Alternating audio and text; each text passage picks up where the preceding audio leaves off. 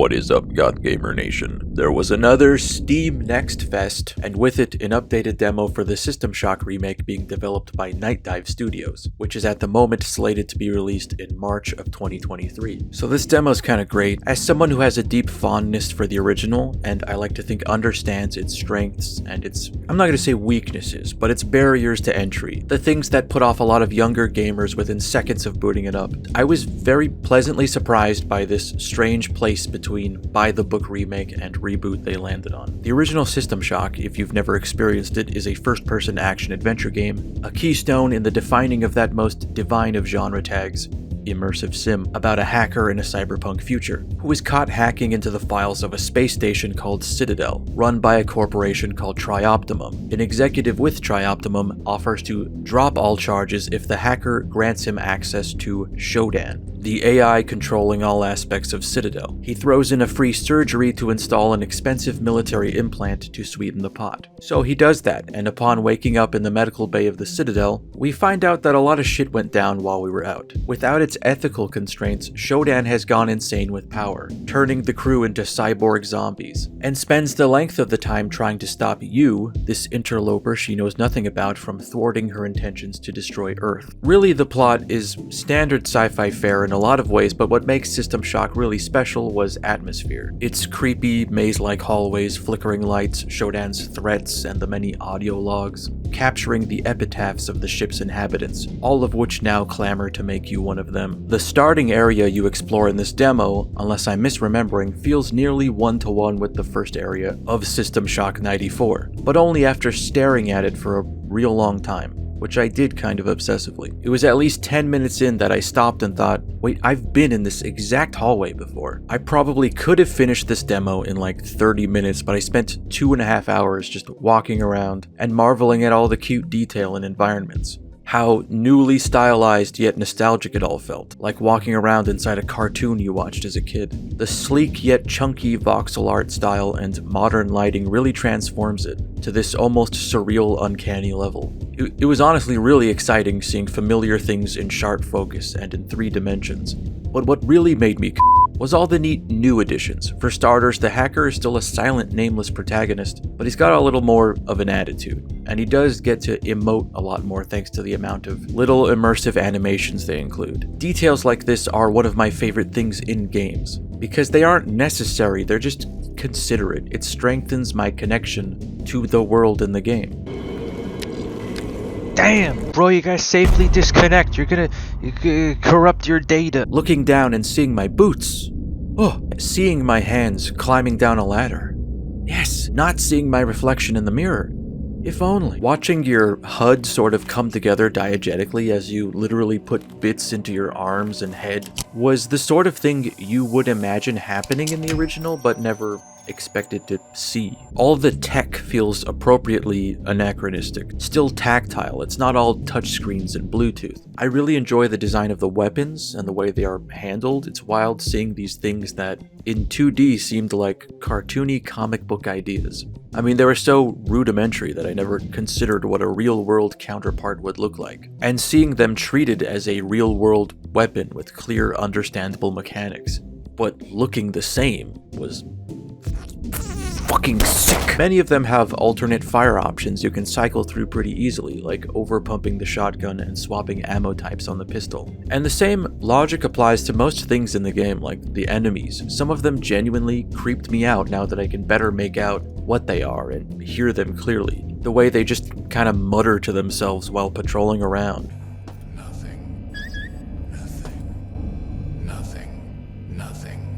Something. Or they would startle me by standing silently in a dark corner until I bumped into them.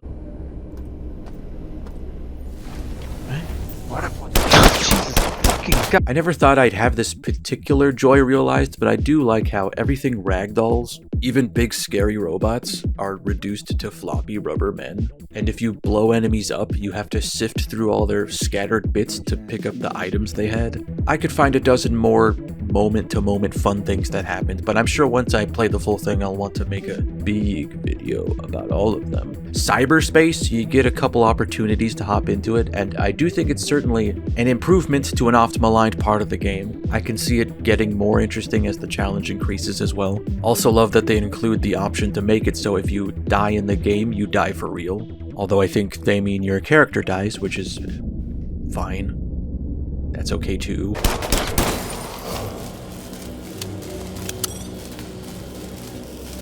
Oh, sorry about that, buddy.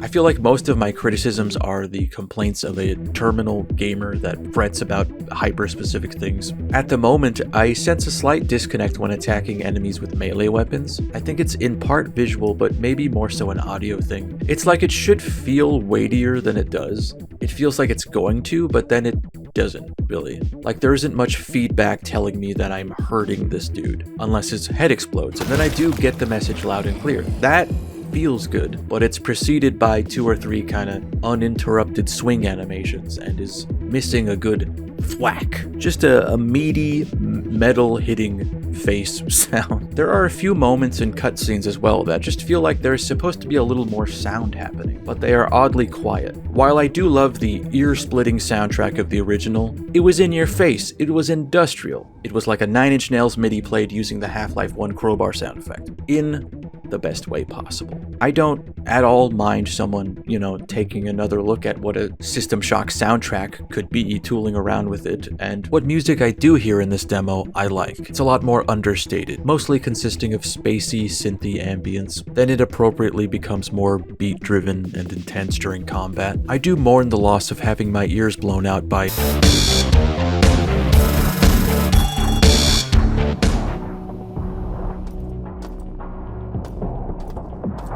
but having moodier, quieter music really allows me to experience and appreciate the vibe of this ship. I can hear creatures growling on the other side of a door, little bits of machinery and servos clanking around, steam shooting out of broken pipes or billowing out of vents, and worst of all, I can hear myself think.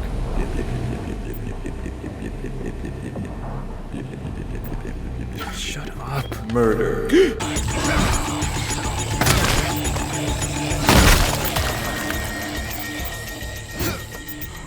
There is some solid haunted spaceship ambience. I don't think I ever sprinted while playing. I was mostly just tiptoeing around the whole floor to soak it in.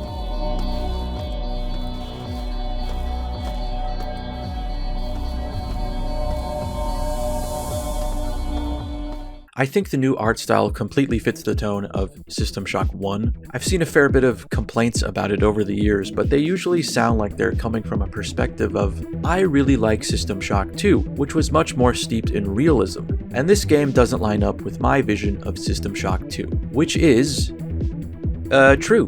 Like, yeah, System Shock did not look much like System Shock 2. Just seems like a strange dead end of a conversation. Were you to take System Shock 1 and drag it into this super realistic survival horror setting, that could be interesting. But it sounds like it also would be something it wasn't. Some of this frustration may come from the game's original Kickstarter campaign a million years ago, which did look quite different, but I wasn't aware of it at the time, so I missed out on this baggage. Maybe this would have swayed my opinion, but I'm such a simp for Sims, I probably wouldn't have given a shit. I prefer the way it looks now. It's full of life and color and death and darkness. It's a little campy and a little goofy, but makes plenty of time to be grim and sad. I mean, everyone's dead after all. Or worse, they're turned into cyborgs, which is pretty fucked up. I'll be the first to say it. There are innumerable tiny ways you can see the adoration for the original oozing out of this, even in the ways it seeks to leave its own stamp on it. New mechanics like a currency and item recycling system, door puzzles, and an item storage dumbwaiter. And it's overall a lot more streamlined, accessible, which, knowing the fanbase for System Shock, is probably a divisive way of phrasing that. I can't imagine this was an easy game to confidently make decisions on, to commit to a philosophy behind it, because it's had this cult status for so long. Everyone's had decades of stewing on what some kind of spiritual revival of System Shock should be, and in combing through reactions to it, it can come off as a lot of noise with very little unifying ideas. Along with the demo, the devs made a post asking players to submit any questions if they had some, and in reading these it really made me think how difficult it must be to develop this game with this kind of feedback. It's this bizarre mix of please make this older archaic thing more accessible, and please make this modern, too convenient thing the way it used to be. A million conflicting ideas all coalescing into a voice that sounds like it's begging for feature creep. As a creator of video game content, it's a cold dose of self-reflection. I stared in the mirror thinking, is that me? Is that what I sound like all the time? I've probably had my moments, but I'm not gonna obsess about the game this could have been, a game that will not exist. In the end, it looks like we're getting a really fun update to an already great game, a game that seemed kind of untouchable, or like it would be a fool's errand to attempt to make anyone happy by touching it.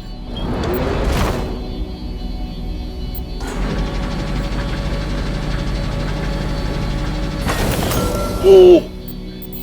I'm gonna buy me the big soda.